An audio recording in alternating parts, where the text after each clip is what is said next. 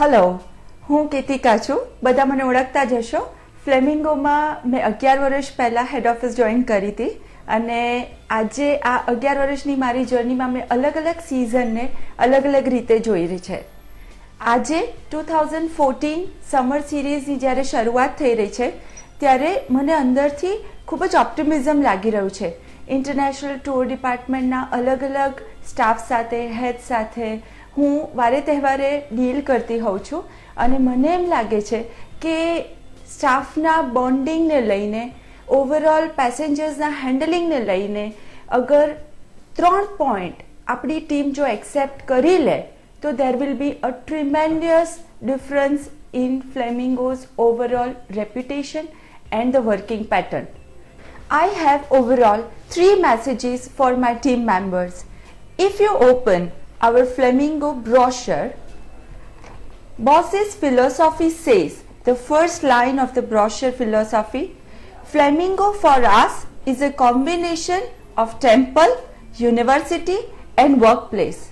તમને શું લાગે છે આ લાઈન કોઈક બુકમાંથી, મેગેઝિનમાંથી કે બીજા કોઈના બ્રોશરમાંથી કોપી કરેલી છે?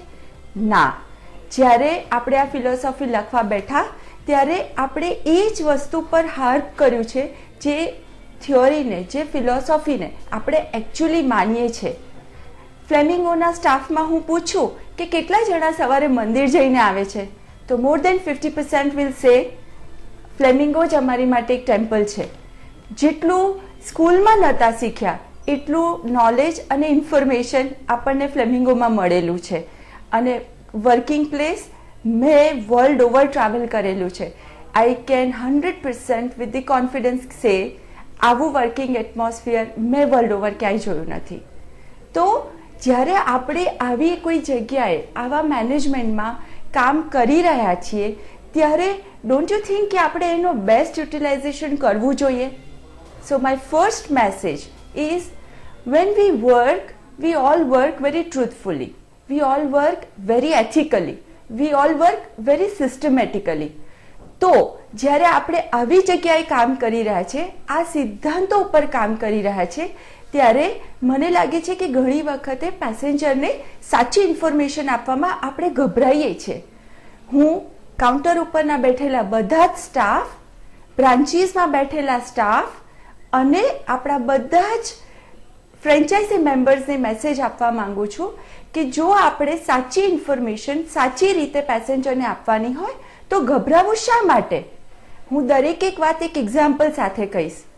અત્યારે હું યુએસએ ડિપાર્ટમેન્ટ સાથે ખૂબ જ ડિટેલમાં સંકળાયેલી છું. પેસેન્જર્સ જ્યારે ડિપોઝિટ આપવાની હોય, એમને ડિસિઝન લેવાનું હોય ત્યારે ખૂબ વાર લગાડે છે. પણ એકવાર ચેક આપી દીધો તો દે ફીલ કે બધી જ વસ્તુ એકદમ ક્વિકલી થવી જોઈએ.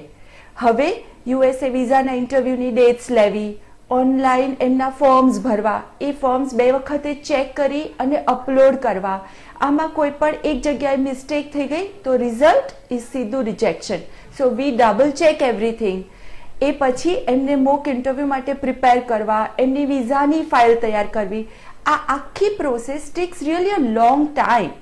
અને પેસેન્જર્સને લાગે કે આ બધી વસ્તુ મેં ડિપોઝિટનો ચેક આપ્યો એટલે ક્વિકલી થઈ જ જવી જોઈએ. તો જ્યારે પેસેન્જર આપણને કેસ સબમિટ કરે તે જ વખતે લેવામાં આવતો કેટલો ટાઈમ કે કાઉન્ટર ઉપર કેટલા સ્ટાફ બિઝી હોય છે, આ જો એમને ઇન્ફોર્મ કરી દેવામાં આવે કે we will get back to you on this particular day, એ પ્રમાણે પેસેન્જરને રાઇટ ઇન્ફોર્મેશન આપવામાં આવે તો કદાચ પેસેન્જર એકદમ હેપીલી એક્સેપ્ટ કરશે કે મારે 10 દિવસનો ટાઈમ લાગવાનો જ છે. મેં હિરાલીને, રાજનને હર વખતે પેસેન્જર સાથે સોરી કહેતા, વી વિલ ટેક કેર એવું રિક્વેસ્ટ કરતા જોયેલા છે. રાત્રે 9 વાગ્યા સુધી વિઝા ડિપાર્ટમેન્ટ જો કામ કરતો હોય તો આપણા બધાની ફરજ છે કે આપણે પેસેન્જરને એના બારામાં એકદમ ક્લેરિટી આપીએ. આ એક એક્ઝામ્પલ છે. હર એક ડિપાર્ટમેન્ટમાં આવા નાના મોટા કંઈ પણ ઇશ્યુઝ થતા જ હશે. સો આઈ રિક્વેસ્ટ એવરીબડી કે તમે ડિપાર્ટમેન્ટમાં લેવાતા એકચ્યુઅલ ટાઈમ, વર્કિંગ પ્રોસેસ એને ડિટેલમાં સમજી પેસેન્જરને પહેલી જ વાર 10 મિનિટનો ટાઈમ કાઢી જો એક્સપ્લેન કરી દેશો તો કદાચ પેસેન્જરના ઘણા મન દુઃખો ઓછા થઈ જશે. સો ઓવરઓલ મેં જે આખી વાત કરી, in one word, set the expectation. પેસેન્જરને ડિટેલમાં આખી વર્કિંગ પ્રોસેસ છે એની એક્સપ્લેનેશન આપી એના એક્સપેક્ટેશનને એ પ્રમાણે સેટ કરી દો. So overall it's going to be a win win situation. Second, if you make mistake please accept it. એ ચાહે પેસેન્જર સાથે હોય કે મેનેજમેન્ટ સાથે. આપ સૌ જાણતા જ હશો કે આજકાલ આપણે ઓનલાઈન માર્કેટિંગના નવા એરિયા શોધ્યા છે, જેમાં વેબસાઇટથી, Facebook through, landing page through આપણને ઇન્ક્વાયરીઝનો ફ્લો ખરેખર વધી ગયો છે. આઈ રિયલી અન્ડરસ્ટેન્ડ કે કાઉન્ટર સ્ટાફથી એટ ટાઈમ્સ દરેક એક ઇન્ક્વાયરીની ઇનફ જસ્ટિસ ના થઈ શકે. કોઈક વખતે કોઈક ઇન્ક્વાયરીઝ અનઆન્સર્ડ રહી જાય ઓર રિપ્લાય કરવામાં લેટ થઈ જાય.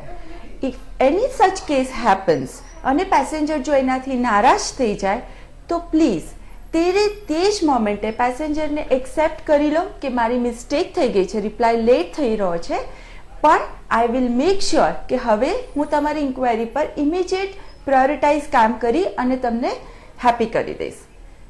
સેમ વે, અગર કામ કરતા કોઈ મિસ્ટેક થઈ જાય, આઈ મીન ટુ સે કામ કરે એનાથી જ મિસ્ટેક થાય, તો કામ કરતા જો કોઈ મિસ્ટેક થઈ જાય તો તમારા હેડ ઓફ ડિપાર્ટમેન્ટને ઇમિડિયેટલી કોન્ટેક્ટ કરો અને તરત એક્સેપ્ટ કરી લો કે મારાથી આ મિસ્ટેક થઈ ગઈ છે. નહીં કે એ મિસ્ટેકને ઢાંકવા માટે એક બીજું ખોટું બોલો અને એને ઢાંકવા માટે બીજું એક. એનાથી આ મિસ્ટેકનું પ્રમાણ ઘણું લાંબુ થઈ જશે. ફાઇનાન્શિયલી, પર્સનલી, પ્રોફેશનલી કંપનીને આનું બહુ મોટું ડેમેજ થઈ શકે છે. So please trust me. જેમ મેં કીધું, આ દુનિયા ફરેલી છું હું અને મેં ફ્લેમિંગો જેવું વર્કિંગ એટમોસ્ફિયર ક્યાંય નથી જોયું. મીતાબેન અને સંજયભાઈ જેવા બોસીસ ક્યાંય નથી જોયા. તમે જઈ એક વખતે તમારી મિસ્ટેક કન્ફેસ કરી લો, ઇમિડિયેટલી એનો રસ્તો કાઢી આપશે.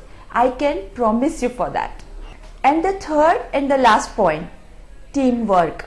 હું આ ફ્લેમિંગોમાં છઠ્ઠો સ્ટાફ હતી. અત્યારે we are more than 120 people working. અને આપ સૌ જાણો છો, 100 જણા એક રૂફ નીચે કામ કરતા હોય તો ડેફિનેટલી કંઈ ને કંઈ પ્લસ માઇનસ તો થવાના જ છે.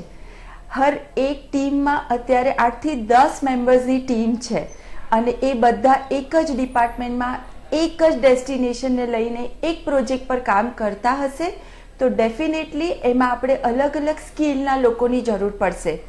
હું એકદમ સમજુ છું કે દરેક એક સ્ટાફમાં બધી કેપેસિટી નથી હોતી, પણ જે એક સ્ટાફ એકમાં હોશિયાર છે એ કદાચ બીજામાં વીક હશે તો બીજો સ્ટાફ એ જ વીકનેસમાં હોશિયાર હશે અને કોઈ બીજામાં વીક હશે. So a team work can actually make the department successful. Trust me. જો બધા એકબીજાનો હાથ પકડી અને શાંતિથી હળી મળીને સાથે રહીને કામ કરશે તો we will definitely reach our targets. આપણી સમર સિઝન હવે શરૂ થઈ રહી છે અને I request all the team members to understand each other, work with cooperation and systematically, and we will definitely win. Thank you.